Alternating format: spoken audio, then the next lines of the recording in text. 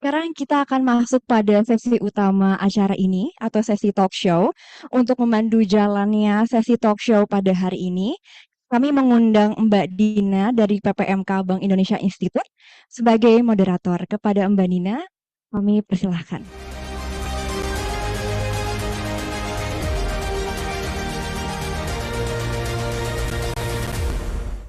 Oke, jadi bagi Bapak Ibu yang biasa nulis di story atau diary, mungkin ingin jadi karya ya Pak, ingin jadi karya yang bermakna, kita beruntung Bapak Ibu. Karena siang hari ini, Pos Bank Indonesia mengajak kita belajar langsung dari pegawai Bank Indonesia yang luar biasa sibuk tapi tetap produktif, tetap bisa berkarya, menerbitkan buku, meski disibukkan rutinitas bekerja. Berarti hal ini membuktikan bahwa pegawai BI sibuk bekerja tapi tetap bisa berkarya. Untuk itu izinkan saya memperkenalkan dua narasumber kita yang inspiratif dan yang akan berbagi pengalaman bersama kita. Mari kita sambut narasumber pertama kita yaitu Ibu Yung Nurjanati, penulis buku Cinta Lewat Cerita.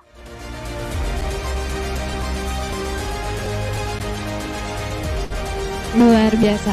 Gimana aja itu, Bu? Silakan Ibu. Dan juga narasumber kedua kita ada Ibu Regina Mahardika, penulis buku Perempuan dan Lautan Mimpi serta Paspor Alpha untuk Yerusalem.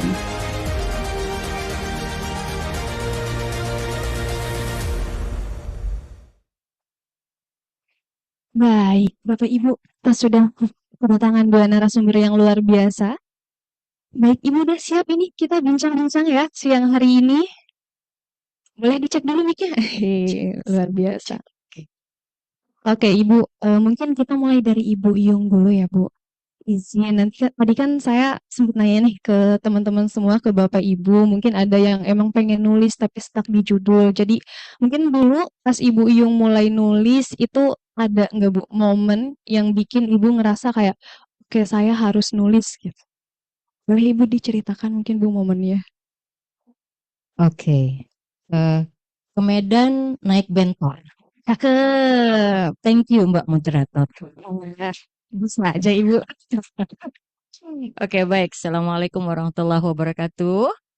Selamat siang, salam sejahtera buat kita semua. Kayaknya lebih enak nggak pakai Bu sih, panggil Iyung saja atau maksimal apa? Kak, Mbak gitu ya, biar berasa muda gitu kan. Sama, kita nih sebenarnya sebaya, sebaya dengan anak-anak saya maksudnya. Baik. Eh, Sebenarnya saya untuk menulis itu memang kepikiran menulis itu sudah lama, gitu ya. Kepikiran menulis itu sudah lama dan sebenarnya juga menulis itu eh, saya yakin semua teman-teman punya kemampuan menulis. Pegawai Bank Indonesia mana yang nggak bisa bikin M01? Bikin pasti kan? Bikin M02, bikin pasti, gitu udah bisa. Jadi sebenarnya memori menulisnya, kemampuan menulisnya sudah ada.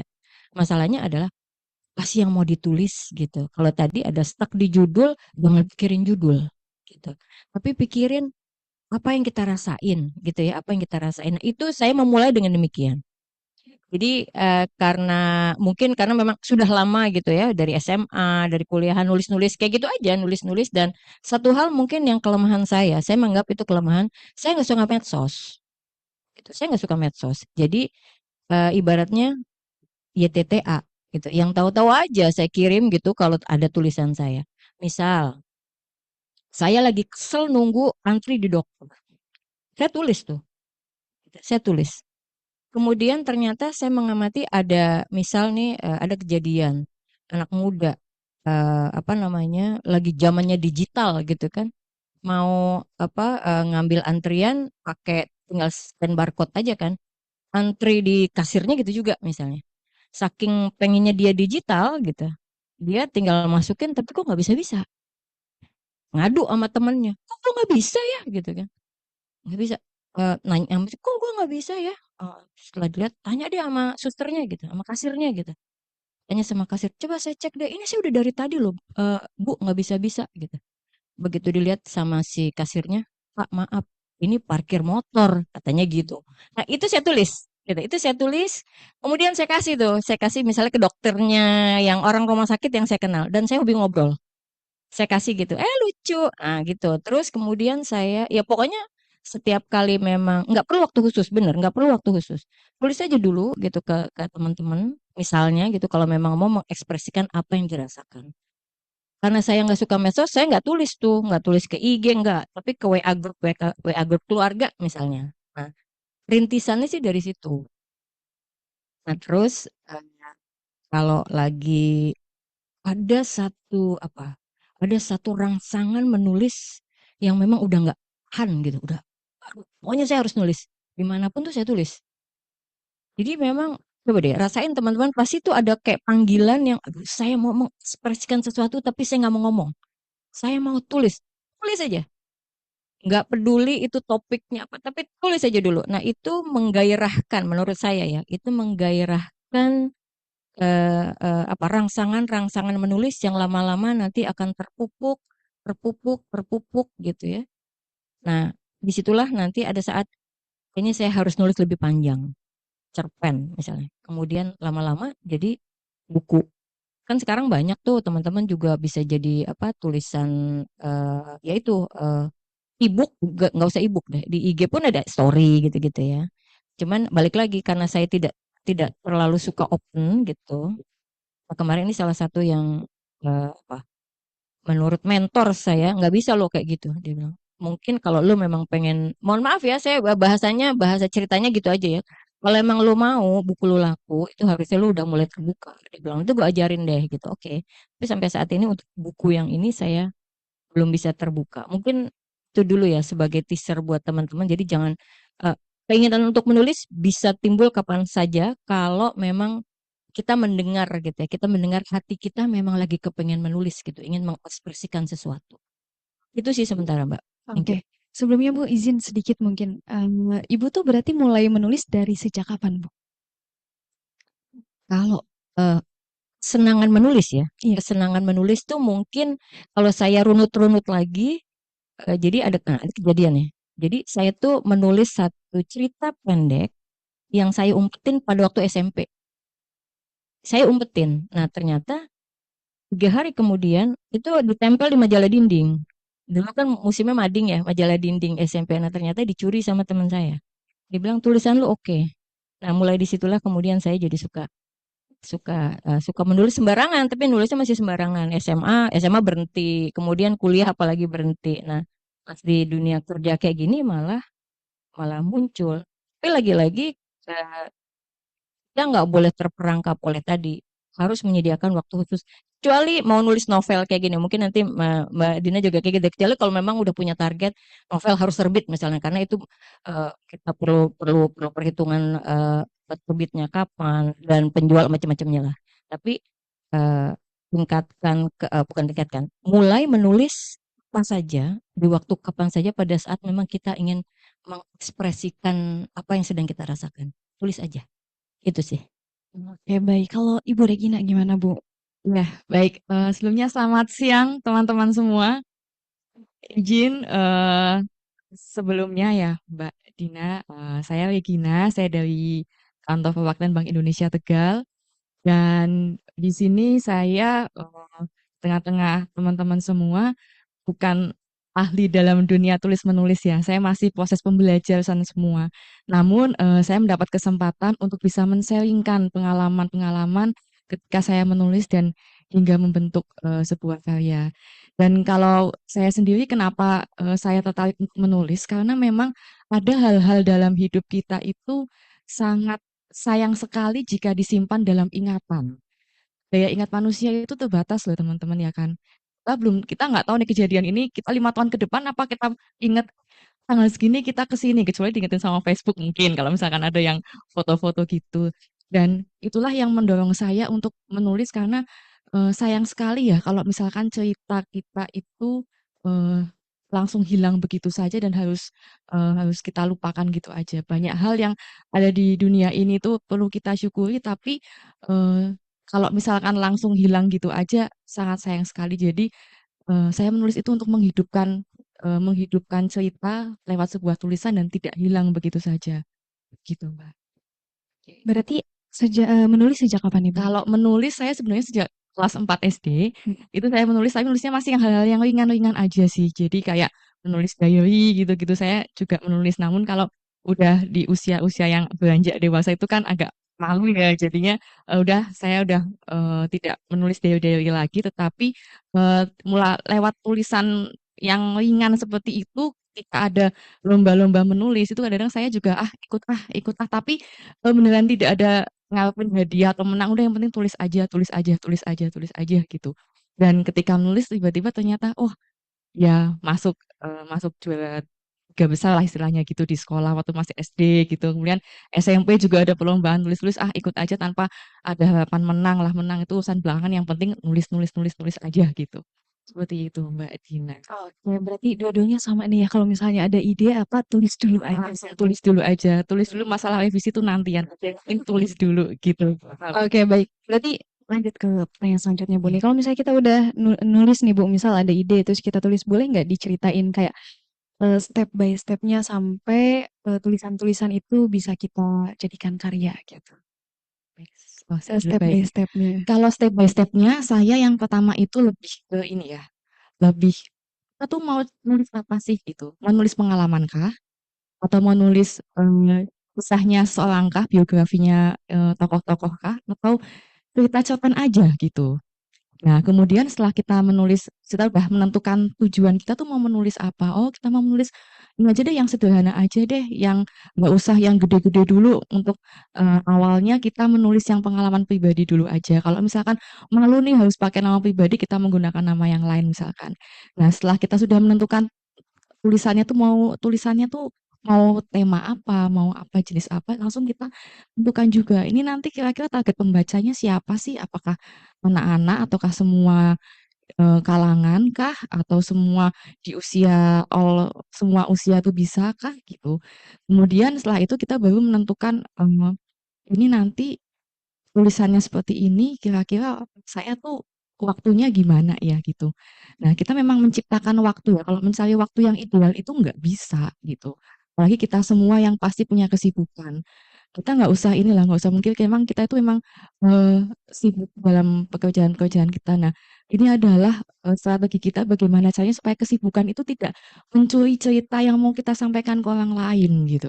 Jadi meskipun kita masih ada kesibukan, kita masih ada waktu. Aku ada cerita yang mau disampaikan nih, barang 10 sampai 15 menit aja gitu. Karena memang kalau bagi saya sendiri memang kalau menulis itu tidak bukan waktu ideal yang harus seharian full gitu bilang, "Wah, weekend ini 1 harian full deh aku mau nulis," gitu.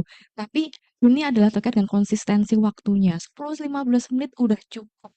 Asalkan itu konsisten terus-menerus. Seperti itu, Mbak. Oke, baik Ibu Regina. Kalau Ibu Iyung, gimana Ibu step by step menulis Ibu sampai jadi karya? Iya, mungkin more or less sama lah ya dengan Mbak Regina tadi. Jadi yang pertama adalah kita ini mau mengungkapkan apa gitu ya. Sekedar ini nih, share juga. Jadi saya waktu itu pernah eh, ada mertua misalnya meninggal gitu ya, mertua meninggal. Itu pun sebenarnya bisa jadi selama di jalan tol gitu ya. Saya masih ingat kilometer 260 sampai kilometer 303. Itu jadi satu tulisan gitu misalnya. Jadi itu karena saya mau mengungkapkan sedihan saya karena mertua wafat gitu misalnya.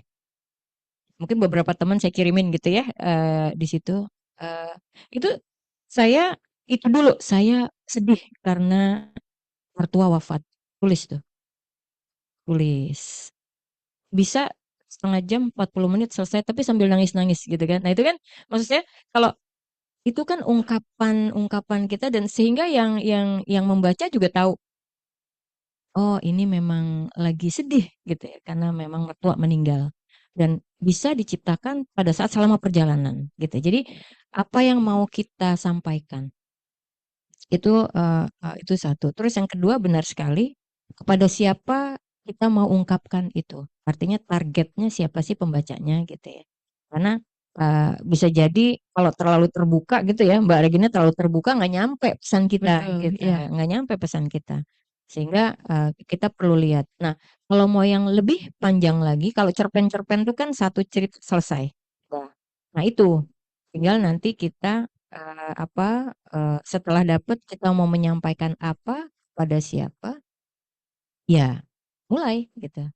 Dan saya sependapat dengan kita tidak perlu bikin satu waktu khusus. Jadi menunggu keluangan waktu, tapi kita meluangkan waktu untuk itu. Mungkin sama dengan yang lain juga sebenarnya ya. Dan satu hal lagi mungkin, nah ini kalau udah terbiasa seperti itu ya, setiap hari bisa 15 menit, itu sebenarnya tulisan buat saya juga seperti kontemplasi ya. Jadi maksudnya karena itu sifatnya ekspresi, gitu, ekspresi kita, sehingga itu jadi kayak, kalau di olahraga tuh misal gitu ya, ada riot, run is our therapy misalnya. Nah, tulisan juga bisa. Write is our therapy misalnya seperti itu. Jadi kalau lagi gimana, kadang kan tidak bisa semua itu diungkapkan. Mungkin kurang lebihnya tahap-tahapnya gitu Mbak. Apa yang mau kita sampaikan, kemudian kepada siapa kita mau ungkapkan, dan tapi satu hal lagi, the more you read, the more you write. The more you read, the more you write. Jadi, nah juga read itu, nah ini juga nih teman-teman, ini pengalaman saya ya. Read itu tidak hanya bentuknya buku. Ternyata, gitu ya. Mungkin Mbak Regina juga ngerasain. Baca itu bisa dari baca lagu itu baca film. Jadi film nggak hanya ditonton. Kalau saya ya, film itu kita baca. Apa sih gitu? Apa sih yang ada di dalamnya yang bisa kita baca? Lagu misalnya. Saya suka banget tuh lagu. Misal lagu ya apa sih, teman-teman pasti pada suka lagu ya. Saya lagi suka lagunya One Republic misalnya Good Life. Itu kan bagus banget tuh. Di dalamnya syair-syairnya luar biasa. Siapa lagi? Imagine Dragon misalnya. Itu maaf ya, agak kekinian atau agak tua itu ya Mbak, ini musiknya ya. Yang agak ngerok-ngerok gitu ya. Imagine Dragon misalnya. Itu bagus banget dilihat, satu bait itu aja tuh bisa loh Mbak jadi satu ide. Karena ternyata di satu lirik misalnya ya, misal saya salah satunya tergerak dengan satu syairnya yang dia bilang ini, everything that make you drown, tenggelam, it makes me want to fly. Sesuatu yang bisa menenggelamkan kamu ternyata, oh sorry, swim. Jadi sesuatu yang bisa menenggelamkan kamu itu bikin saya tidak ingin tenggelam dengan cara dengan cara bisa berenang atau terbang.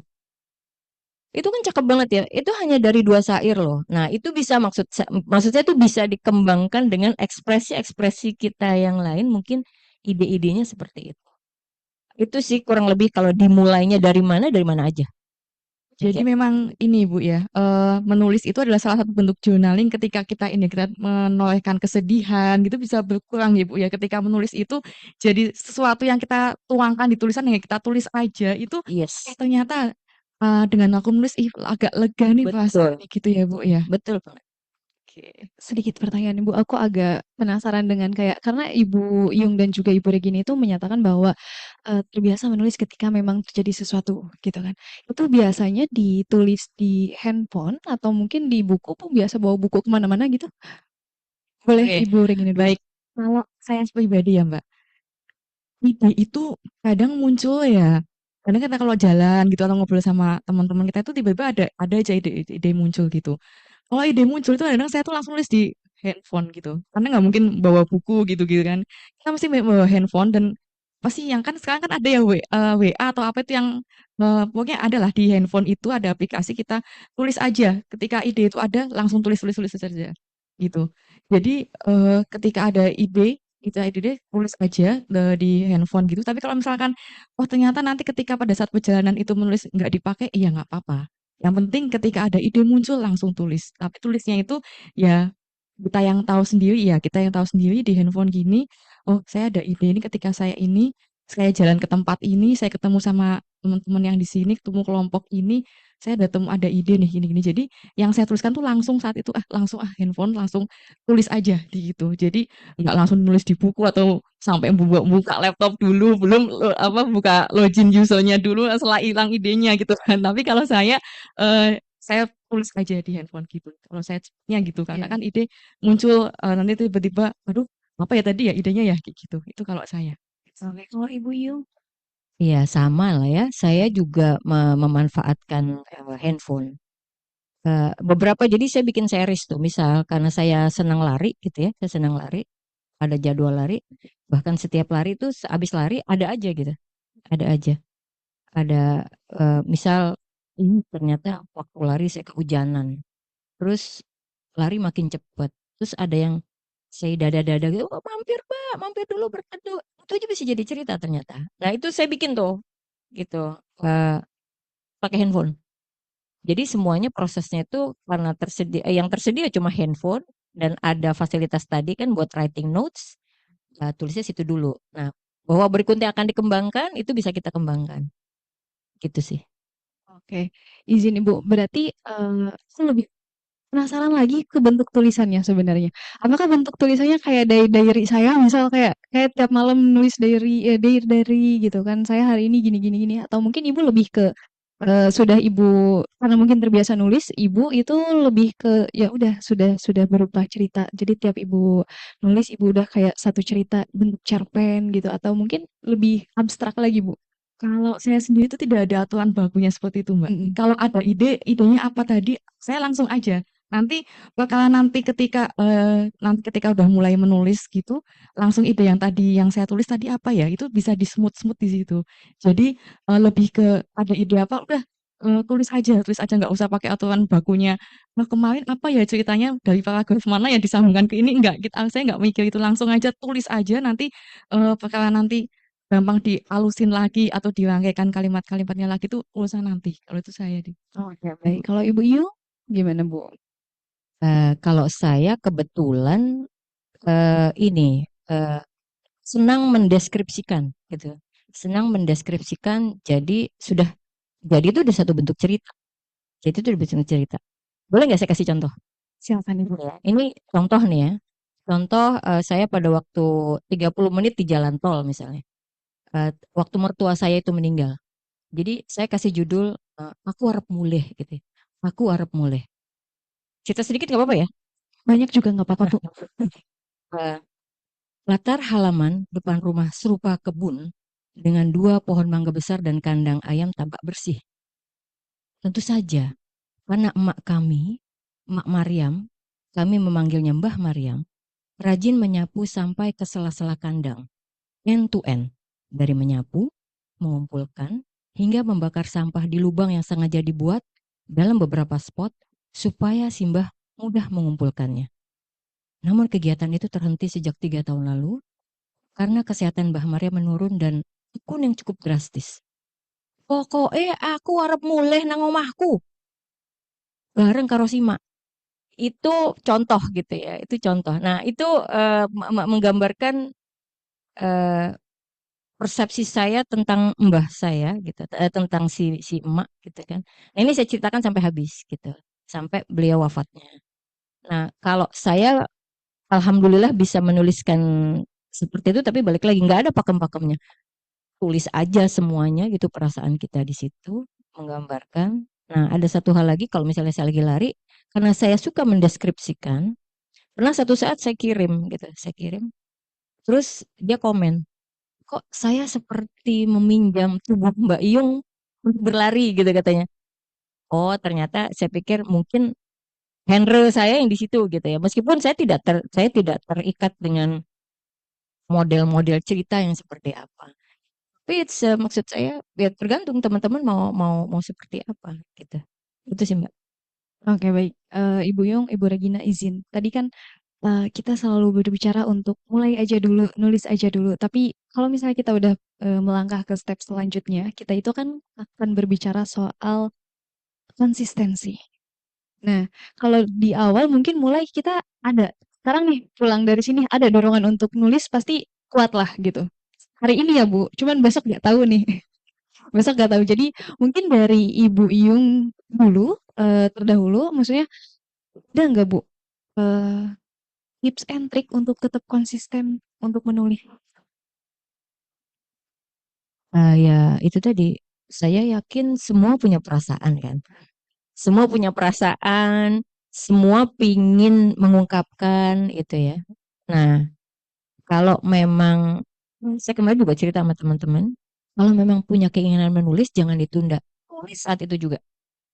tulis nih nanti pulang gitu ya, pulang tulis saat itu juga. Besok ternyata bisa kok saya misalnya setiap habis makan siang 10 sampai 15 menit tulis lagi. Terus aja atau mungkin kalau memang sementara ini punyanya 1 minggu 1 kali gitu ya.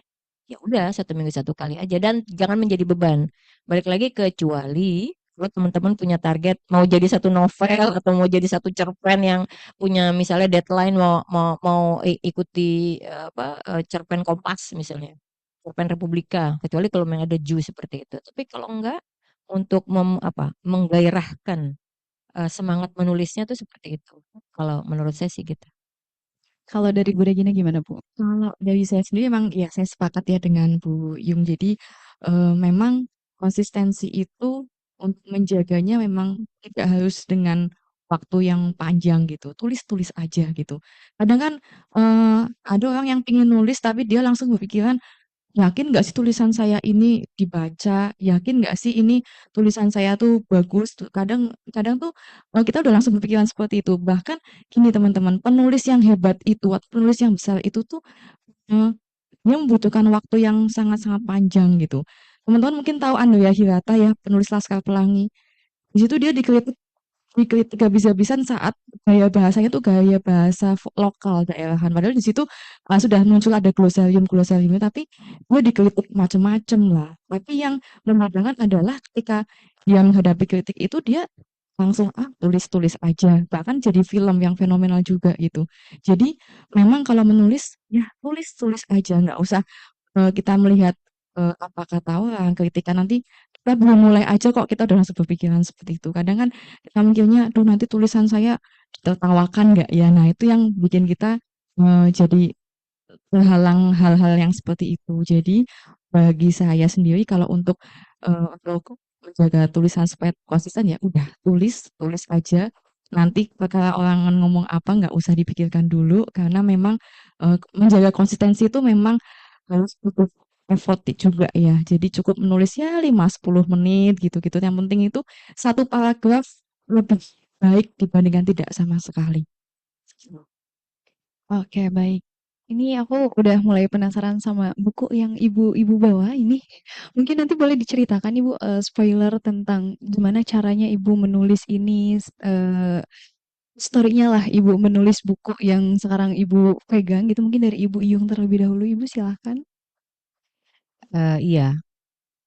Diawali mungkin dari keinginan tadi ya, keinginan rasanya sih kalau untuk menulis-menulis pendek dan itu hanya disebarkan ke YTTA tadi, yang tahu-tahu aja gitu ya, ke WA grup keluarga, WA grup komunitas, itu rasanya kok saya bisa lebih gitu, saya bisa lebih ibaratnya kayak men-challenge diri sendiri, apalagi eh, dari anak saya sebenarnya. Jadi pada suatu saat tuh saya cerita-cerita aja gitu, saya cerita-cerita aja, tapi ternyata dia menangis. Ternyata dia menangis dengar cerita saya itu. Terus dia bilang, "Mom, kenapa nggak tulis novel aja sih?" Katanya banyak, Mommy punya banyak cerita yang bisa ditulis gitu. Akhirnya saya, oke, saya kayaknya bisa level up diri saya sendiri untuk kepenulisan.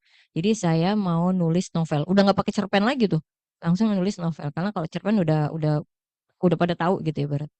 Nah, terus karena saya tidak punya ilmu tentang novel, sehingga saya perlu cari ilmunya gitu. Cari ilmunya tuh tentunya karena novel itu sangat berbeda dengan cerpen, sehingga saya ikut satu komunitas yang di dalamnya itu ada cara-cara bagaimana membuat novel dengan ahlinya gitu, dengan ahlinya. Nah, yang itu sih dan yang paling dominan nantinya adalah the more you read, the more you write. Gitu. Jadi apapun bisa kita baca. Nah, tapi idenya itu justru dari meja makan. Makanya di sini tulis apa namanya? Gambar depannya ini kan meja makan ya. Meja makan. Nah, idenya itu adalah eh, kita sering ngumpul di meja makan dan ada aturan no mobile di meja makan. Jadi kalau ada yang mau itu permisi dulu. Permisi dong, ada ini mau gitu gitu. Dan di situ apapun keluar. Tapi ini dari karena keluarga besar saya, apapun bisa keluar di situ. bisa ada berantem-beranteman, bisa ada nangis-nangisan, bisa ada kritis satu sama lain. Nah, itu kayaknya kok seru ya kalau di dokumentasikan. Nah, itu jadi idenya itu ditambah dengan ada satu film. Saya merek nggak apa-apa lah ya. Ada satu film di AXN itu film latar belakang polisi, Blue Bloods. Kalau mungkin teman-teman nonton Blue Bloods, jadi dia itu setiap weekend, setiap pokoknya dalam satu weekend ada waktu berkumpul. Nah, disitulah ajang seluruh keluarga menceritakan apa yang dirasakan. Nah, itu ide-ide awalnya sehingga inilah yang saya di buku ini ceritanya adalah tentang aktivitas di meja makan yang semua itu menceritakan semua. Jadi kadang-kadang ada menilai orang tuanya menilai si anak menilai orang tua, tapi di dalamnya itu ada bagaimana filosofi-filosofi hidup yang ditanamkan orang tua terhadap anak-anaknya. Ini eh, kategorinya fiksi, gitu ya, fiksi, tapi inspired by real life gitu ya. Itu sih Mbak. Oke, luar biasa Ibu Yung. Kalau Ibu Regina gimana Ibu? Boleh Baik, diceritakan? kalau dari Bu Yung itu fiksi, kalau saya lebih ke non fiksi. Jadi sebenarnya memang ada dua buku. Yang pertama memang itu kisah perjalanan ziarah ke Yerusalem yang waktu itu karena dalam rangka ada apresiasi religi. Dan kemudian waktu itu ceritanya adalah ketika saya setelah pulang dari ziarah itu, saya tuh kena COVID.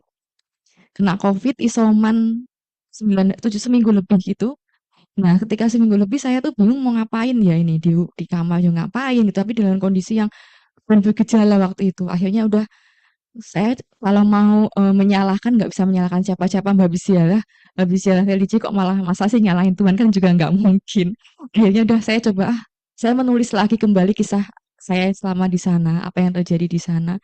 Dan pada akhirnya ketika sudah menulis gitu, saya merasa kok jadi ini ya, jadi tulisan, jadi bisa dijadiin buku kayak gini ya gitu. Jadi kalau saya merenungin sendiri itu kayaknya ini kalau saya nggak kena COVID nih buku nggak bakal jadi nih kayaknya nih. Jadi saya ngerasa, wah ini berkat COVID atau gimana nih? Karena emang kondisinya adalah ketika saya pulang itu saya langsung, itu kan tahun 2022 kejadiannya itu kan ini ya memang masih terbatas sekali gitu. Jadi kita tuh masih ada swab-swab gitulah. Nah itu kena kena di situ dan akhirnya saya terinspirasi, saya nggak mau nih kembali lagi tadi di statement saya awal bahwa saya tidak ingin cerita itu habis dalam ingatan atau hilang dalam ingatan. Jadi saya ingin hidupi kembali cerita itu, saya putar kembali lewat tulisan gitu dan lewat tulisan itu saya bisa kembali lagi, ternyata tulisan ini juga ada beberapa teman-teman yang juga ada mau perjalanan ke sana juga dan bingung, "Ini di sana kamu ngapain sih? Terus yang terjadi apa di sana?" Oh, ternyata tulisan cukup membantu dan memang tulisan ini memang ini masih terbatas di kalangan tertentu aja, Kanisius. Jadi tapi memang rencananya mau nanti inilah bisalah untuk disebarluaskan kembali. Dan yang satu lagi itu Perempuan dan Lautan Mimpi itu memang saya terinspirasi dengan perjuangan-perjuangan seorang perempuan ya. Untuk Piyung di sini, teman-teman juga gitu. Dan semuanya itu saya masuk dalam buku antologi. Jadi Perempuan dan Lautan Mimpi itu adalah buku antologi di mana kisahnya itu semua perempuan dan tidak tahu itu penulisnya itu dari mana semua dan saya mencoba untuk berkontribusi di dalam tulisan itu dan memang saya lebih mengangkat mimpi-mimpi perempuan yang ketika perempuan itu ternyata juga punya mimpi yang besar juga dan saya tuh kagum ya ketika melihat ya mungkin karena melihat ibu saya dan juga melihat juga sesama teman perempuan juga jadi saya tuangkan dalam buku antologi gitu gitu Mbak. Oke, luar biasa sekali ya Bapak Ibu. Ternyata perjalanan menulis bukunya. Tapi ada satu pertanyaan lagi Ibu mengenai masih tentang menulis buku. Untuk manajemen waktu Ibu pada saat menulis kan semua juga tahu ya Bapak Ibu tahu gitu sebagai pegawai BI mungkin waktunya luar biasa padat. Jadi gimana caranya Ibu meluangkan waktu apalagi mungkin pada saat proses menyusun buku ini untuk tetap bisa menulis. Dari Ibu Yung dulu mungkin boleh Ibu. Iya, jadi karena targetnya itu novel jadi gitu ya. Dan saya memang setting waktu ya kalau udah sampai tahap itu kita harus konsisten menyediakan waktu. Nah, setiap harinya saya punya target. Misal satu minggu, kan kalau novel itu tergantung tebal tipisnya dan apa yang mau kita ceritakan gitu ya. Dan kita sudah punya outline. Jadi bikin outline dulu dalam 3 hari, misalnya kita mau cerita apa. Kemudian dari outline, kemudian kita lihat balik lagi nih konsistensi dan saya berasa banget karena saya perlu ilmunya dan saya dapat gitu ya. Plot plot waktunya juga nih mau cerita apa dan dari sisi plotnya seperti apa. Jadi itu memang butuh satu spare waktu yang memang misal 2 bulan saya dalam 1 minggu jadi 3 bab dengan sekian halaman. Itu harus jadi. Apapun yang pada waktu itu kita nggak bisa harus bisa gitu ya. Apapun tulisannya. Karena nanti prosesnya akan ada editor, tenang aja gitu ya. Kan ada editor. Jadi di situ kita bisa bisa kemukakan nanti pada saatnya. Karena misal kan mungkin sama-sama ya kita novel gitu paling udah di atas 150 halaman misalnya kan. Dan konsistensi sangat penting. Logik terutama juga, logik ceritanya. Nah, di situ jadi kita sudah harus bisa meluangkan waktu.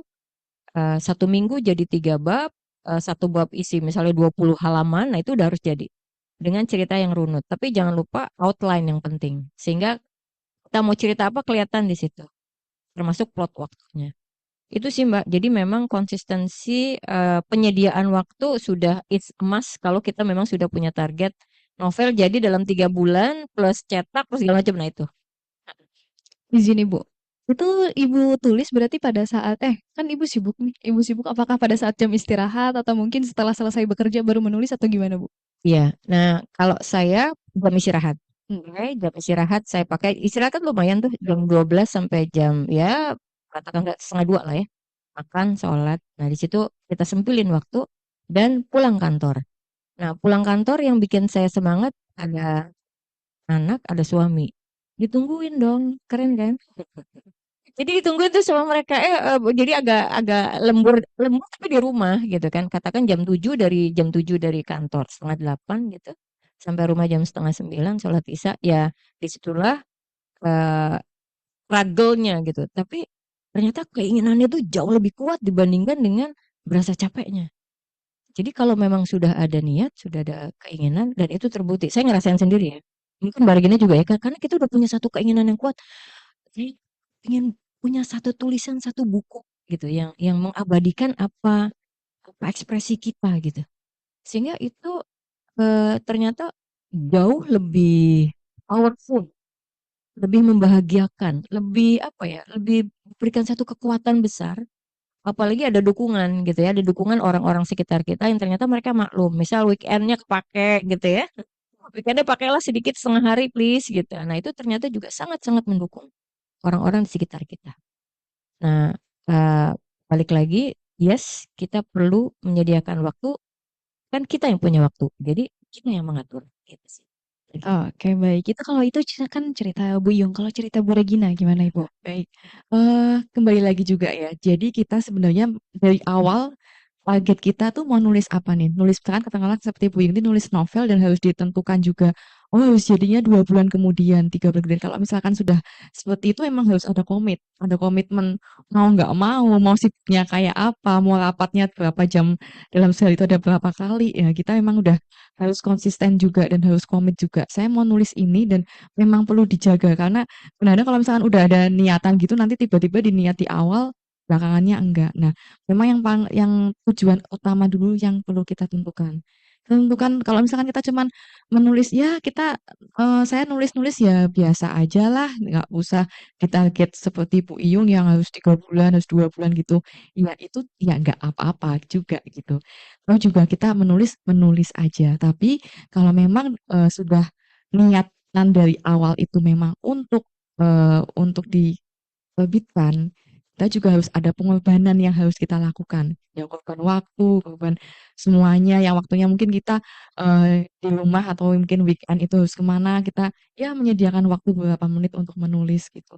Dan memang dukungan keluarga itu sangat-sangat ini ya, sangat punya kekuatan banget ketika kita menulis itu ada dukungan keluarga, itu benar-benar luar biasa sih. Itu sepakat saya dengan Bu Iyung juga. Jadi memang menulis butuh konsisten dan memang kita perlu dengan komitmen dari awal. Mau komitmennya kayak apapun, kalau misalkan kita misalkan akhirnya tiba-tiba di tengah jalan nggak bisa ya sama aja. Jadi dari awal kita perlu tentukan tujuannya itu menulisnya itu mau kemana dulu gitu.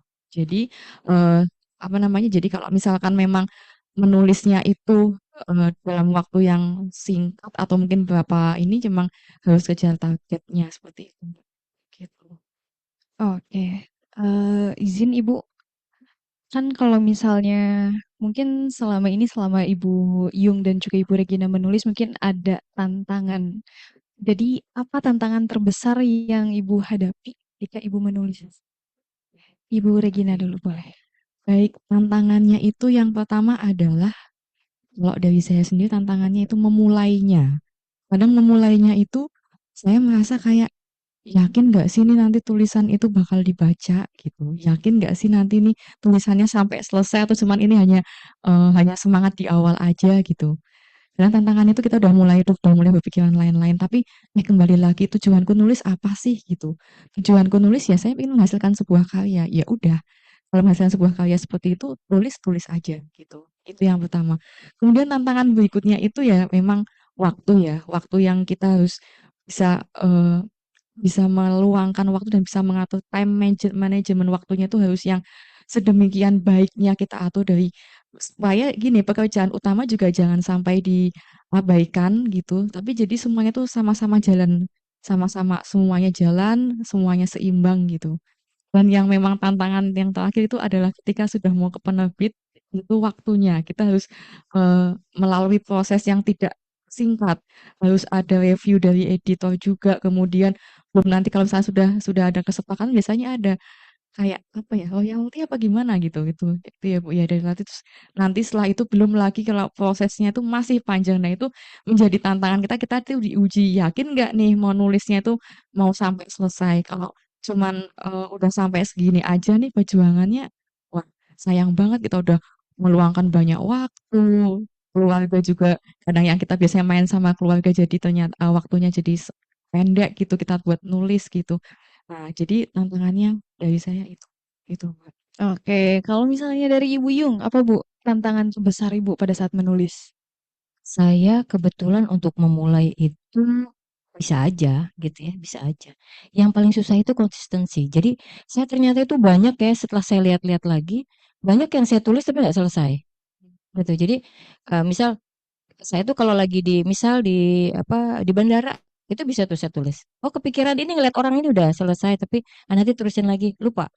Bukan lupa sebenarnya, karena udah nggak pingin, karena kayaknya saya udah nggak di situ.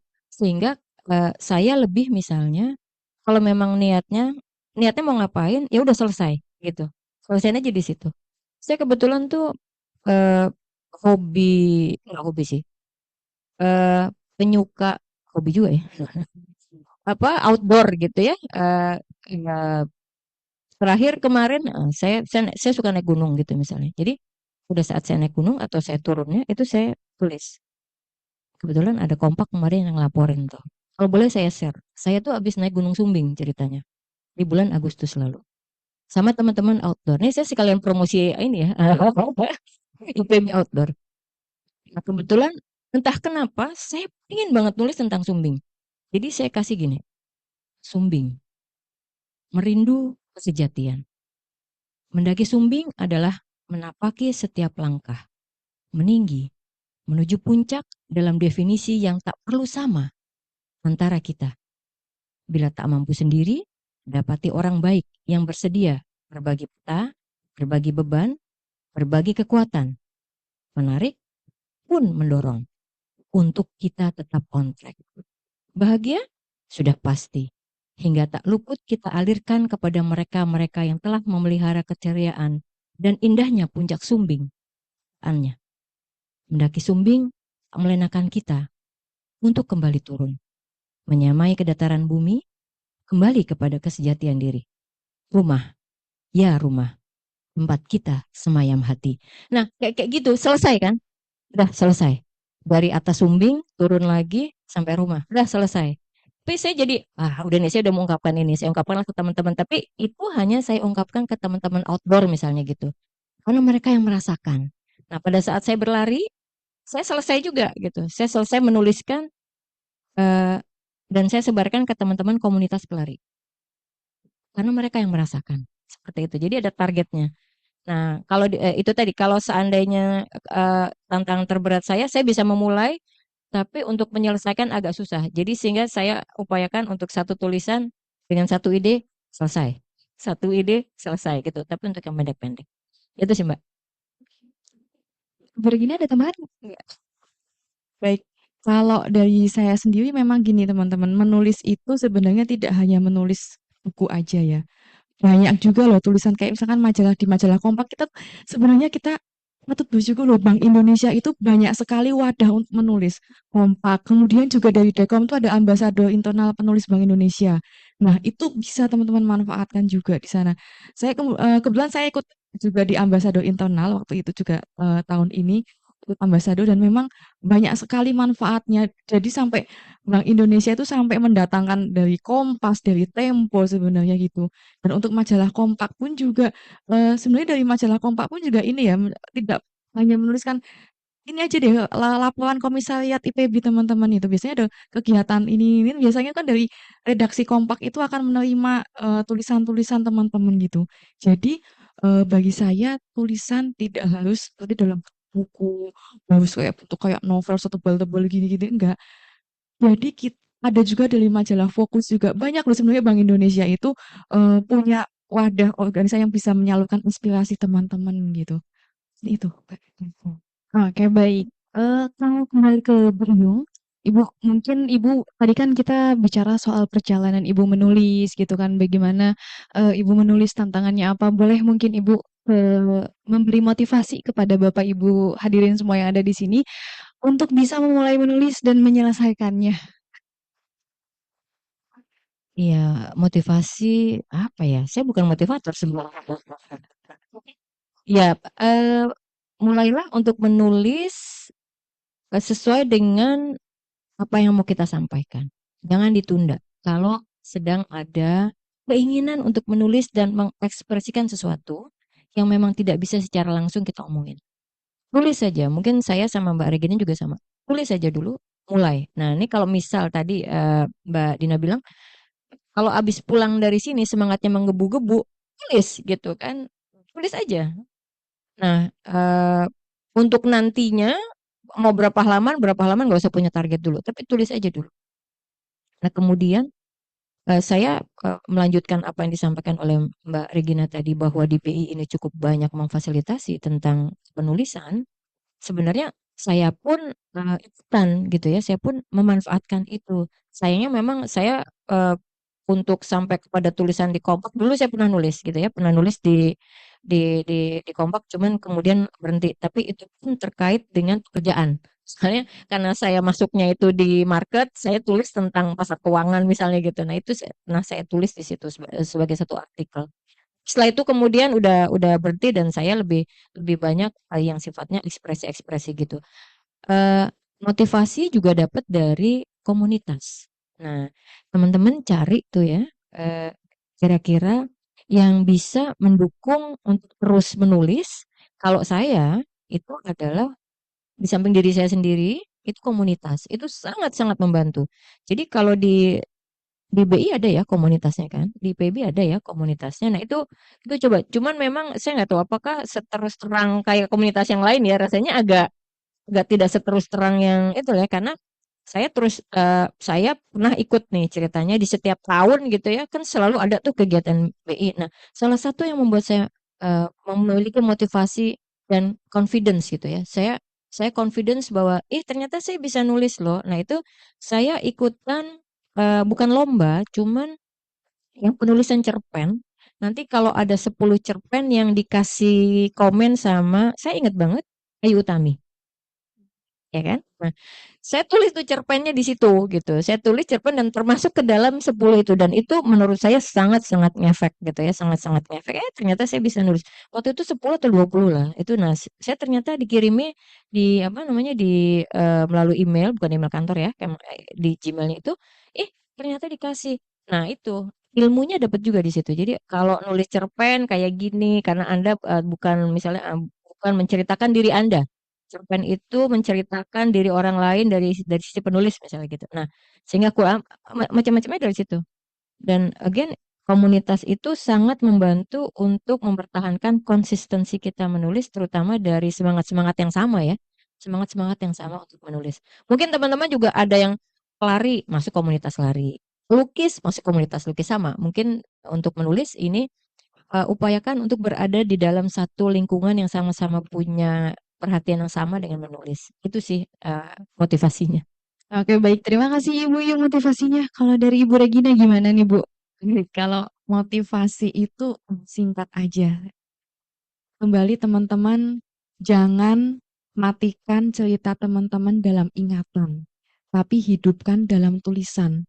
Karena kita nggak tahu loh, kalau tulisan teman-teman mungkin ternyata bisa menginspirasi yang lain. Jadi, tulis-tulis aja, nggak usah peduliin nanti tulisan saya nanti kayak gimana. Udah itu urusan belakangan. Yang penting kita perlu mendokumentasikan apa yang ada terjadi dalam diri kita. Kita tulis, tulis, tulis aja, dan nantinya tulisan itu bisa menjadi karya yang baik. Itu adalah sebuah kepuasan dari teman-teman sendiri. Mungkin itu Mbak Dina dari saya. Cukup. Oke, luar biasa motivasinya Ibu semua. Baik, izin Ibu, sekarang kita sudah bisa memasuki sesi tanya jawab. Jadi bagi Bapak Ibu hadirin semua yang ingin bertanya, mungkin 3 orang terlebih dahulu, boleh silakan. Oke. Yang sebelah sini mohon maaf Mas, bisa dibantu mungkin? Mohon dapat perkenalan dulu Ibu, Oke, silakan. nama saya Ria dari komunitas Membaca Raden Saleh. Sangat luar biasa ya, Mbak Yung dan Mbak Regina. Di tengah kesibukannya yang menjadi seorang pegawai, masih mampu menulis dalam di tengah-tengah kesibukannya.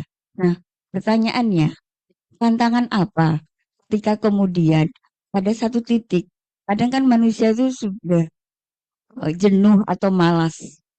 Itu yang membuat cambuk untuk kembali lagi menulis. Itu apakah kemudian menunggu, oh nanti aku kalau dapat mood, aku nulis. Atau menunggu momen tertentu. Seperti itu sih pertanyaannya. Terima kasih. Terima kasih Ibu. Mau langsung dijawab Ibu?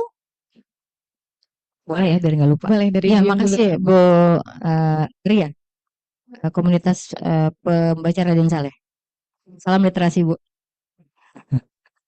Iya, saya mengagumi komunitas-komunitas ini dan saya sebenarnya masuk kayak misalnya ada sekarang saya lagi pengen masuk sebenarnya ke komunitas silent reading ya. Silent reading itu luar biasa. Cukup membaca, diem aja kita sama-sama selama 1 jam.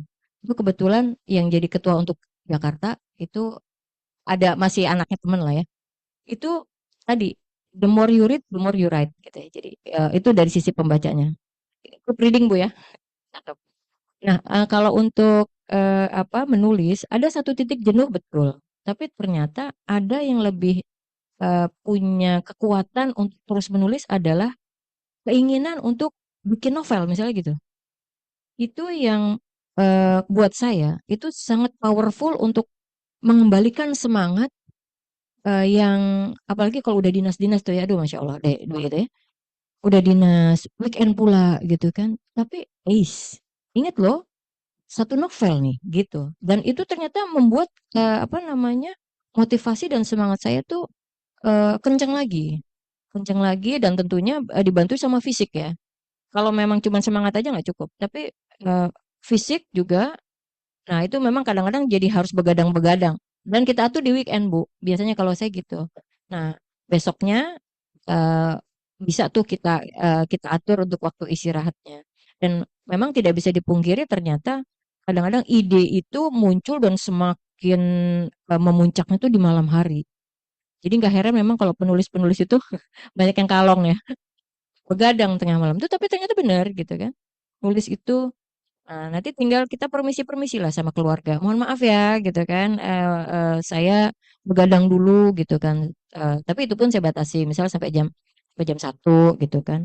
Dan itu nggak setiap minggu. Jadi itu Bu, saya balik lagi kepada goals. Konon kan ada yang satu kalau jangan pernah merubah goals, tapi ubahlah plan. Gitu sih. Jadi goal saya satu harus nyampe nih satu novel. Nah, masalah plannya kita atur-atur lah. Kalau lagi tadi moodnya turun, mood jangan ditunggu, Bu. Mood itu diciptakan. Saya percaya itu. Mood itu jangan ditunggu, tapi mood itu kita yang ciptakan. Sehingga itu tadi moodnya itu munculnya dari target bahwa harus selesai novel di sekian bulan, sehingga mau nggak mau saya harus selesai. Jadi itu sih yang sementara ini ya bisa bisa jadi berubah berubah berikutnya. Sementara ini yang saya terapkan. Ya, Bu. Oke, baik, luar biasa. Silakan Ibu Regina. Baik Bu, ya izin, ya. Kalau pernah Bu, saya juga menemukan hal serupa deh Bu. Saya juga pernah pengalaman seperti itu juga ketika bulan lagi semangat, tengah-tengah jalan tuh bulan stuck gitu. Penuhnya luar biasa gitu. Saya merasa bahwa, oh ini sih kayaknya ini ide saya tuh nggak hilang, tapi belum muncul aja di permukaan gitu. Jadi yang saya lakukan adalah saya tidak akan memaksakan isi kepala saya biarkan mungkin break dulu lah, istirahat dulu. Saya biasanya tuh kadang-kadang kalau anak saya suka ngopi, jadi saya lebih ke ngopi sebentar kemana gitu, jalan-jalan kemana dulu lah. Kadang-kadang karena kadang-kadang kalau misalkan kita jalan kemana tuh tiba-tiba ada aja ide yang ada aja ide yang muncul. Nah jadi yang pertama adalah ketika ide itu stuck, ya saya mengakui bahwa idenya stuck di sini, saya jenuh. Saya nggak akan maksain, tapi bukan berarti ide saya hilang. Ini cuma belum muncul aja di permukaan. Jadi yang saya lakukan adalah ya udah saya jalan-jalan aja, saya ketemu orang, interaksi sama teman-teman gitu. Nanti kembali lagi, oh iya, ada tulisan nih. Saya misalkan seperti tadi Bu Iung tadi, ada target nih, mau nggak mau, saya harus nulis pelan-pelan aja. Satu kalimat aja deh nggak apa-apa. Tapi yang penting jangan berhenti. Terus aja nulis. Itu Bu ya dari saya. Terima kasih. Baik, terima kasih Ibu Yung dan juga Ibu Regina. Izin Bapak Ibu masih ada yang ingin bertanya? Tadi ada yang sebelah sini ya? Silakan, boleh Ibu. Ya, ya, selamat siang semuanya. Saya Anita. Eh, sangat mencerahkan apa yang kita bicarakan pada talkshow ini. Yang saya tanyakan mungkin apa ya pengalaman dari Ibu Iyung dan Bu Regina di sini ketika pengalaman dan juga tips and trick ya bagi kami penulis pemula nih kalau mau menerbitkan buku yang pertama itu apa ya? Maksudnya yang perlu dipersiapkan apakah 2 bab pertama ataukah rangkuman itu untuk disubmit ke penerbit gitu. Itu bagaimana awal-awalnya itu seperti apa gitu. Ya, itu aja. Boleh dari Ibu Regina dulu. Kita gantian ya, Bu. Ya, baik Mbak Jin. Jadi memang kalau dari penerbit itu sebenarnya gini, kita perlu juga ini ya, perlu juga menentukan kira-kira calon tulisan kita itu akan diterbitkan di penerbit mana. Karena masing-masing penerbit punya kebijakannya sendiri-sendiri. Ada penerbit yang bilang, saya maunya naskah semua selesai baru dikirimkan. Ada juga beberapa, jadi ada kebijakan masing-masing penerbit sih, Mbak. Kalau saya memang kebanyakan dari penerbitnya itu menuntut sih, meminta supaya naskah semua harus jadi semua dahulu draftnya. Nah, baru setelah itu direview oleh editor gitu apakah nanti butuh waktu 11 sampai 2 bulan biasanya itu butuh waktunya ini layak terbit enggak atau mungkin ini layak terbit tapi ternyata harus ada yang direvisi bagian ini. Nah, memang karena kita memang sudah komit mau tulisan kita akan terbitkan oleh penerbit, ya memang kita perlu ini ya, perlu memang ada komunikasi di awal juga dengan penerbitnya. Karena memang masing-masing kebijakan, masing-masing penerbit setahu saya memang kebanyakan review dulu semuanya, baru nanti ada revisi-revisinya, baru nanti kan baru disampaikan ke kami. Nah, memang ya itu kembali tadi, bab 1 dulu, bab 2 dulu, bab 3 dulu, kita nggak usah mikir babnya ada berapa, yang penting tulis aja. Yang penting kita udah konsisten nulis, setelah sekiranya udah siap nih, udah siap ke penerbit, silahkan ke penerbit ya. Gitu kalau dari saya, Mbak. Seperti itu. Baik, kalau dari Ibu Yung gimana Ibu Yung? Iya, Sin. kalau di saya kebetulan tadi ya karena saya ikut satu komunitas yang sangat intens untuk menanyakan progres, gitu. Saya juga disclaimer nih, saya juga penulis pemula sih Mbak. Saya karena baru satu novel saya, doain semoga yang kedua gitu ya, on progress. Jadi kalau kalau saya berhubung saya masuk di komunitas yang memang sangat concern dengan sampai di target mana gitu, sampai di target buku terbit. Itu jadi balik lagi kalau terbitannya itu adalah sebuah novel, novel itu runtutan ceritanya harus masuk.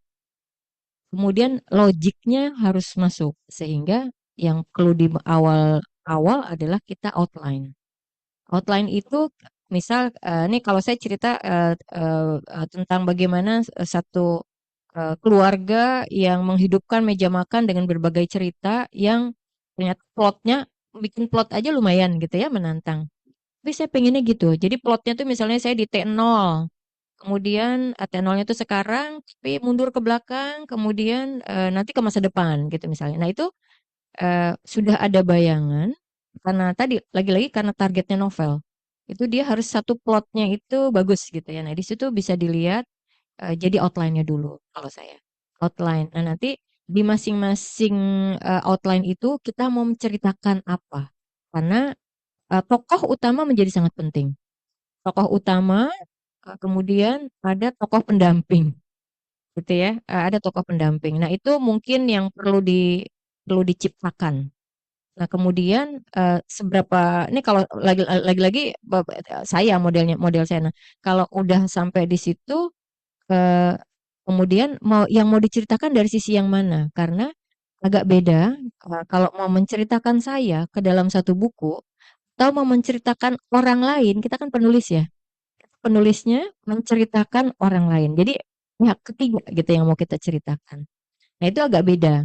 Sehingga itu perlu kita lihat dulu nih, kita tipe bukunya seperti apa, mau menceritakan tadi misalnya perjalanan kita. Nah, itu nanti mungkin pakai bahasanya saya berarti gitu kan. Nah, tokoh utamanya saya. Tapi kalau kemudian menceritakan pengalaman orang lain berarti ada satu tokoh di luar kita dan pendamping-pendampingnya. Itu cukup seru, Mbak. Kalau saya itu tadi outline di masing-masingnya apa sampai kepada endingnya mau seperti apa.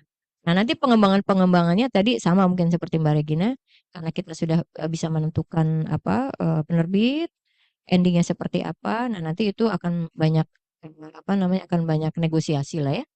Nah, kalau saya bukan negosiasi sebenarnya lebih banyak konsultasi lah dengan penerbit sehingga nanti logiknya jalan semua dan apa saya menulis itu kan olah rasa, olah jiwa. Saya menganggapnya gitu sehingga itu dapat tuh. Olah rasa dan olah jiwanya dapat apalagi nanti bisa menginspirasi orang lain seperti yang tadi Mbak Regina sampaikan. Satu hal lagi, diterima atau tidak diterima oleh pembaca itu urusan mereka sih. Kalau saya gitu, itu urusan mereka bukan urusan. Sepanjang kita pakemnya misalnya, kan ada pakem-pakemnya menulis paling tidak sara gitu kan. Kemudian pakai bahasa-bahasa yang santun. Kalau kita udah pakemnya itu, kemudian ada cerita, cerita tentu bumbu. Kalau mereka nggak terima, ya udah biarin aja bukan urusan kita gitu. Jadi membaca adalah urusan pembaca, bukan urusan penulis. Sadis kan? Cuman itu memang kalau nggak gitu kita akan ketakutan-ketakutan tidak diterima oleh pembaca. Setiap penulis punya style yang berbeda, sehingga itu yang bisa kita pahami bersama. Bahwa kemudian punya penilaian berbeda, pembaca itu bukan urusan penulis. Gitu aja sih. Thank you. Oke, baik. Terima kasih Ibu Anita dan juga Ibu Yung dan Ibu Regina atas jawabannya. Kami persilakan kembali Bapak Ibu, silakan. Di ujung, boleh Mas, silakan. Oke, silakan boleh diperkenalkan terlebih dahulu. Baik, terima kasihnya. Sebelumnya terima kasih banyak Mbak Dina untuk kesempatannya. Perkenalkan Ibu Yung dan juga Ibu Regina. Saya Hana dari Bank Indonesia Institute. Sebenarnya saya ingin menanyakan seperti ini, Bu. Walaupun tadi sudah dijelaskan oleh Ibu Yung dan juga Ibu Regina, tapi saya ingin tahu Ibu, triggering apa yang membuat Ibu Yung dan Ibu Regina untuk menulis seperti itu. Kemudian kadangkala setelah kita menulis, kita itu ada rasa nggak pede gitu, Bu, untuk nge-publish tulisan kita. Nah, kalau dari Ibu Yung dan juga Ibu Regina, kira-kira gimana rasa meningkatkan percaya dirinya untuk mempublish tulisan yang Ibu Yung dan Ibu Regina telah buat? Mungkin sekian dari saya. Terima kasih, Ibu.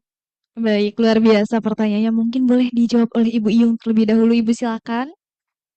Iya, kalau saya tadi sebagaimana disampaikan oleh Bu Regina juga, jangan biarkan semua itu hanya ada di kepala yang mudah hilang gitu ya. Jadi saya lebih kepada ingin mendokumentasikan meskipun kalau saya ceritanya fiksi inspired by kisah nyata gitu ya. Jadi jangan biarkan itu ada di kepala aja, hilang, kemudian ya sudah gitu. Karena itu membuat saya termotivasi untuk mendokumentasikan. Jadi di novel saya ini, kalau saya kasih ke beberapa teman yang kenal ke saya atau di keluarga, itu mereka langsung membayangkan, ih, gue membayangkan meja makannya si Eyang ya, nah gitu. Jadi mengembalikan memori itu.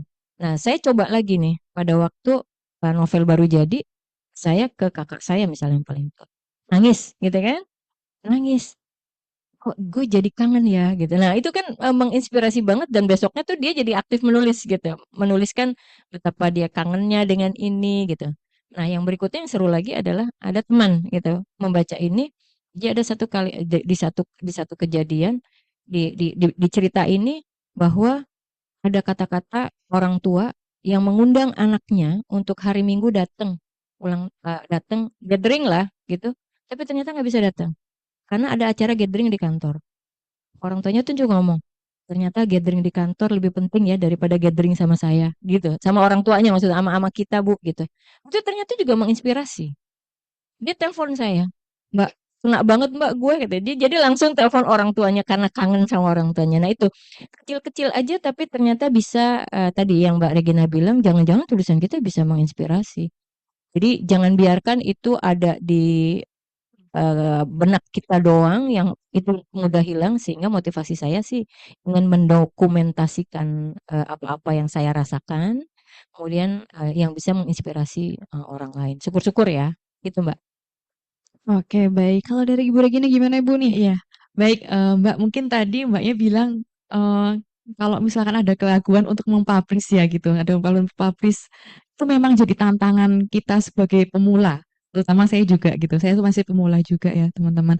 Jadi kalau di pemula itu kalian sudah mulai rendah diri dulu, udah mulai agak minder dulu nih, "Duh, tulisannya nih layak nggak sih?" Gitu, terus nanti tiba-tiba ada, "Duh, malu dong tulisan saya jangan dibaca deh," gitu ya. Itu malah jadi apa ya, jadi kayak tantangan kita dan kita nggak tidak sebaiknya kayak gitu. Jadi, ketika kita sudah menulis, jangankan penulis pemula ya, penulis-penulis yang hebat pun itu dia menulis, tulis-tulis aja, tetap tulis-tulis aja meskipun sudah banyak kritikan, kemudian ditolak beberapa penerbit juga, mereka mengalami hal seperti itu. Dan mereka bedanya adalah mereka penulis-penulis itu tetap aja menulis apapun komentar ataupun apapun penilaiannya gitu. Dan kita tahu sendiri ya kayak misalkan penulis mengenai Harry Potter dan lain itu juga nggak semulus yang kita bayangkan begitu dibaca langsung diterima oleh masyarakat umum, enggak. Tolak beberapa penerbit waktu itu saya pernah baca artikelnya gitu, tapi ternyata bisa booming gitu. Nah, memang, kita di awal sebagai pemula kalau misalkan memang merasa seperti itu, ya akui aja karena memang itu, manusiawi ada rasa untuk, nggak pede dengan tulisannya gitu. Udah masalah seperti itu kita abaikan dulu aja, yang penting konsisten terus aja nulis nulis nulis nulis terus nulis aja.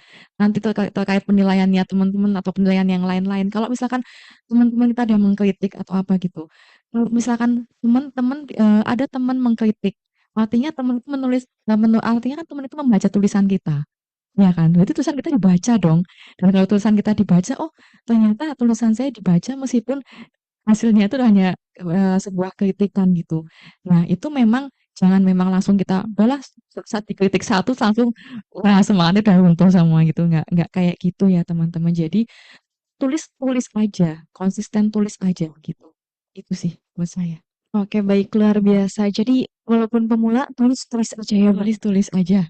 Nanti Karena urusan nanti ya, Bu. iya, karena memang jangankan penulis pemula, penulis besar aja yang udah gede Andrea Hirata dan penulis-penulis lain pun itu tuh juga ngalamin hal yang mungkin lebih lebih gede, ya lebih parah juga, ada yang ditolak beberapa penerbit juga gitu. Gitu menurut saya. Oke, baik. Terima kasih Ibu Yung dan juga Ibu Regina atas jawabannya dan juga terima kasih Mbak Ana atas pertanyaannya. Kita masih punya waktu Bapak Ibu bagi yang ingin bertanya tadi ada di sebelah. Oh, maaf Ibu, mungkin yang sebelah sini dulu. Boleh Mas diberikan mic-nya? Oke, silakan Mas, boleh perkenalan diri terlebih dahulu. Ya baik, Assalamualaikum warahmatullahi wabarakatuh. Perkenalkan, saya Hafid dari Bank Indonesia Institute. Oke, sebelumnya terima kasih banyak Mbak Yung dan Mbak Regina atas sharingnya. Nah, mungkin kita ketahui bersama ya sekarang zaman udah serba canggih gitu. Udah ada AI, ChatGPT, di mana mungkin untuk menulis sebuah cerita bahkan ketika kita mau meminta ChatGPT misalkan membuat prompt untuk membuatkan sebuah cerita bahkan novel itu sudah sangat-sangat bisa. Bahkan dari segi gaya bahasa bisa kita sesuaikan seperti itu. Nah, mungkin pertanyaan saya bagaimana tanggapan dari Mbak-mbak sekalian terkait mungkin masa depan kepenulisan gitu ya ke depannya. Kemudian apakah Mbak melihat teknologi ini seperti AI itu sebagai suatu ancaman atau justru sebagai alat bantu gitu ya untuk penulis untuk membuat sebuah karya? Oke, mungkin itu. Terima kasih. Baik, terima kasih Mas Hafid atas pertanyaannya. Boleh dijawab oleh Ibu Regina terlebih dahulu? Oke, baik. ChatGPT atau AI tergantung kita memposisikan atau tergantung kita menilainya seperti apa. ChatGPT jujur aja membantu kita. Ya, dan memang yang bagian kita akui ya memang ChatGPT dan teknologi memang membantu pekerjaan kita juga. Tapi kita bagaimana kita melihat sisi ini positif atau negatif nih gitu.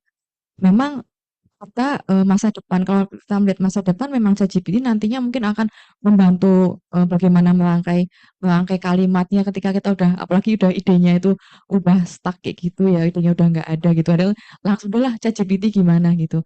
Tapi kembali lagi kita tulisannya mau apa nih? Kalau misalkan tulisannya non fiksi atau pengalaman pribadi, kayaknya ChatGPT nggak akan bisa menjawab gitu. Karena kan itu kan non fiksi itu sifatnya adalah pengalaman kita sendiri dan kita yang tahu menahu soal apa yang mau kita tulis gitu, karena itu kesaksian pribadi kita.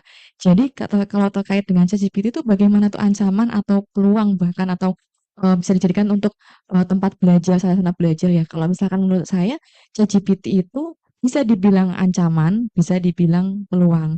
Nah, ancaman itu kalau misalkan kita menulis semuanya itu harus menggunakan ChatGPT itu rasanya tuh ya nulis buku tapi hasil dari ChatGPT gitu kan kayaknya rasanya kok kayak istilahnya kayak fake ya atau kayak nggak sesuai dengan kenyataannya gitu. Tapi kalau misalnya membantu kita kalau misalkan ya ada satu kalimat yang aduh ini gimana ya hubungnya gimana ya itu bisa dijadikan meskipun tidak selalu ChatGPT presentasi ChatGPT itu bisa diturunkan lah gitu karena yang namanya tulisan atau mungkin misalkan artikel gitu tuh kita akan merasa lebih senang, lebih bagian lebih bangga itu ketika semua hasil karya kita, pemikiran kita, gitu.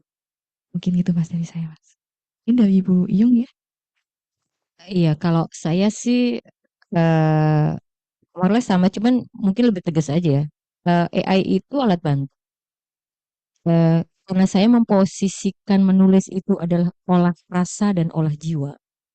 Kalau pakai AI nggak dapet tuh, nggak dapet banget, gitu ya. Jadi eh, kalau nanti yang olah rasa dan olah jiwanya itu AI-nya, saya nggak dapat apa-apa, nggak mau saya gitu ya. Jadi tetap saya memposisikan seperti itu dan bahkan untuk yang bentuknya virtual tuh saya mohon maaf saya nggak terlalu masuk ke situ gitu ya.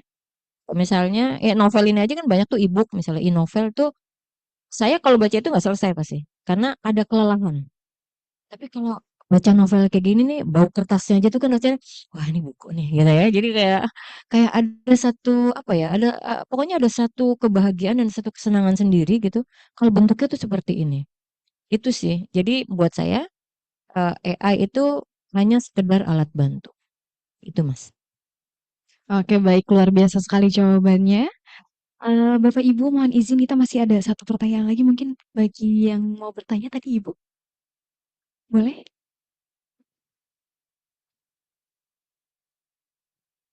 Silakan Ibu, perkenalkan. Mic-nya belum.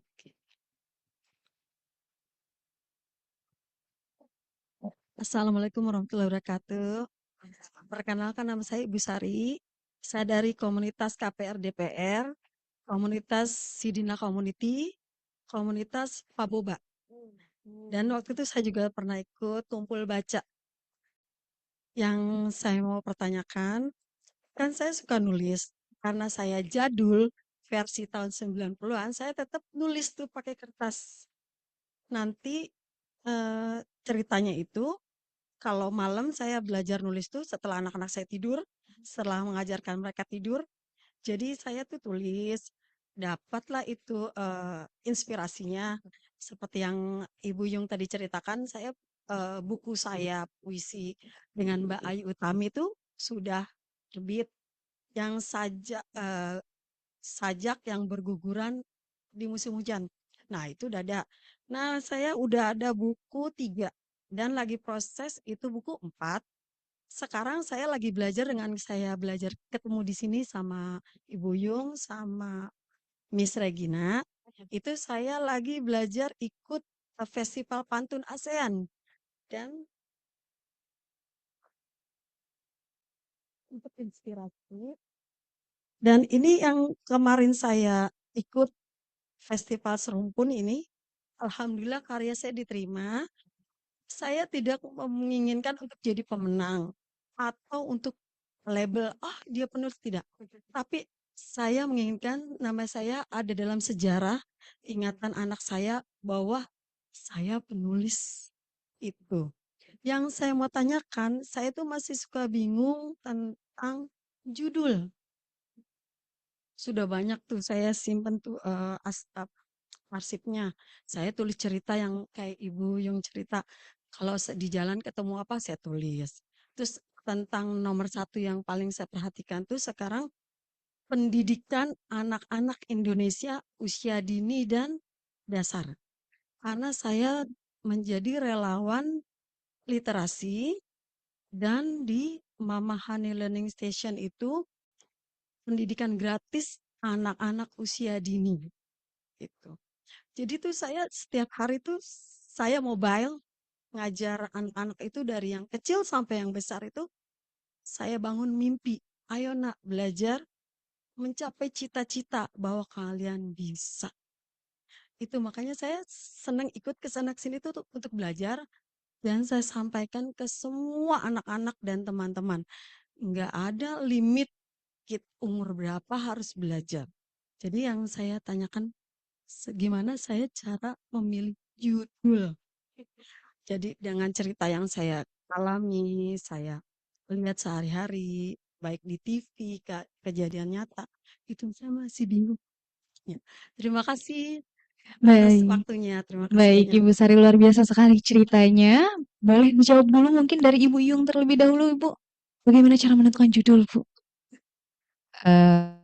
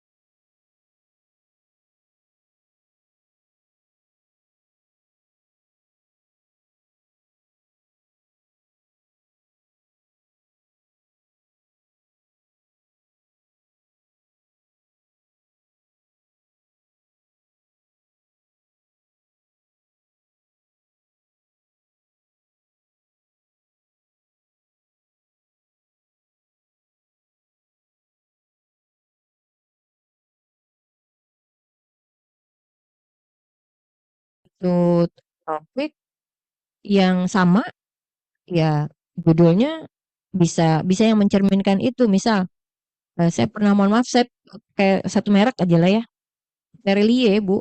Ada satu kumpulan cerpen yang di dalamnya ada juga puisi, tapi semuanya itu tentang bagaimana orang jatuh cinta. Sehingga dia bikin kumpulan yang judulnya Sejuta Rasanya. Nah itu, jadi maksudnya kira-kira apa ya? Satu aja di pick up juga udah bisa mewakili tuh, Bu. Misal gitu ya. Saya kebayang nih, saya mau bikin nih misalnya satu, saya mau bikin tema yang memang tadi apa misalnya Tadi kan Mbak Regina bikin perempuan dan lautan mimpi atau itu kan satu topik gitu ya, dia perempuan dengan berbagai macam mimpinya. Nah, itu bisa jadi satu judul. Tanpa menyerah misalnya, saya tidak tahu caranya menyerah. Itu kan menginspirasi gitu. Ini orang nggak nyerah banget nih. Kita misalnya, kalau di dalamnya semuanya isinya itu. Kalau misalnya saya sih jarang Bu nemuin kalau buku kumpulan cerpen tapi di dalamnya beda-beda gitu ya. Itu biasanya tuh dia satu rumpun. Nah, itulah diambil tagline-nya apa di dalam satu rumpun tersebut bisa dijadiin judul. Tips dari saya sih gitu Bu sementara. Oke, kalau dari Ibu Regina gimana Bu cara menentukan judul? Baik, sebenarnya hampir sama dengan Bu Iyung ya. Jadi saya lebih ke tulis semuanya dulu karena emang judul itu malah justru belakangan sih ketika semua tulisan-tulisan sudah jadi kita udah tahu oh cerita saya tuh arahnya ke sini, benang merahnya gini, pesan yang mau disampaikan seperti ini. Jadi judul itu buat saya tuh hal yang paling terakhir Bu karena memang ketika kita sudah tuh dari editor biasanya juga ada masukan ya Bu ya. Jadi dari ketika udah ke penerbit kita dari editor tuh juga ada masukan ketika udah nge-review tulisan kita gitu Bu. Memang memang menentukan judul tuh kadang-kadang bisa berubah-ubah, kadang judul ini kok kayaknya nggak pas ya, setelah saya cerita ini kayaknya kok nggak pas, hilang lagi, ganti lagi ganti lagi. Jadi daripada kita habis di waktu untuk menentukan judul, tulisannya baru judul ditentukan gitu. Oke. Oke, baik. Luar biasa sekali pertanyaan dari Ibu Sari dan juga jawaban dari Ibu Regina dan juga Ibu Iyung. Luar biasa ya, teman-teman. Gimana boleh tepuk tangannya dulu untuk Ibu Regina dan Ibu Iyung? Oh, baik. Ada beberapa kesimpulan mungkin yang bisa saya simpulkan ya dari cerita dari pengalaman Ibu Regina dan juga Ibu Iyung. Yang penting aja untuk dapat menulis di sela-sela kesibukan, terus manfaatkan fasilitas yang ada, apalagi kita di lingkungan Bank Indonesia ya Ibu. Terus menulis tuh bukan cuman nulis novel atau nulis buku, tapi kita bisa nulis artikel, bisa nulis dan lain-lain ya Bu. Dan juga kalau misalnya kita mau konsisten, kita bisa ikutin komunitas, kalau kata Ibu Yung. Terus ada cuplikan mungkin ya, ada cuplikan dari Ibu Regina. Jangan matikan cerita dalam ingatan, tapi hidupkan dalam tulisan. Dan juga ada dari Ibu Yung, jangan merubah goals, tapi ubahlah plan. Luar biasa sekali narasumber kedua kita ya. Boleh. Oke, baik. Mohon izin Bapak Ibu. Senang sekali rasanya hari ini kita mendapatkan insight yang luar biasa, tapi tidak akan berhenti di sini untuk insight-nya. Nanti Bapak Ibu dapat lanjut memperdalam ilmu terkait menulis dengan membaca buku dari Perpustakaan Bank Indonesia. Boleh kita simak berikut.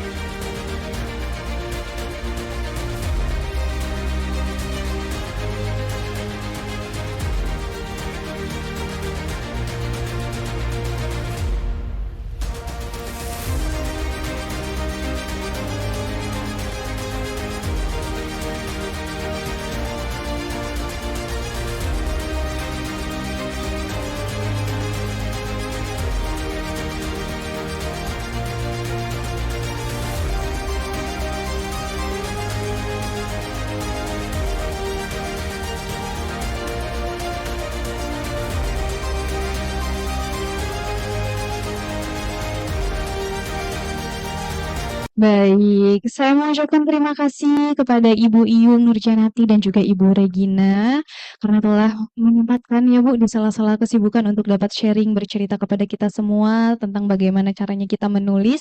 Semoga apa yang Ibu Iyung dan juga Ibu Regina sampaikan dapat bermanfaat untuk kita semua. Amin. Dan sebelumnya mungkin mohon maaf apabila terdapat kesalahan dari moderator ya karena manusia itu tempatnya hilap. Boleh dibantu saya mau pantunnya, boleh cakapnya ya Bapak Ibu? Belum. Sore-sore baca buku sastra. Cakep. Paling nyaman di Perpus Bank Indonesia. Cakep. Sampai jumpa di acara berikutnya. Teruslah menulis, teruslah berkarya. Cakep. Luar biasa. Oleh karena itu, saya Dina Deviarti selaku moderator pamit undur diri. Wassalamualaikum warahmatullahi wabarakatuh.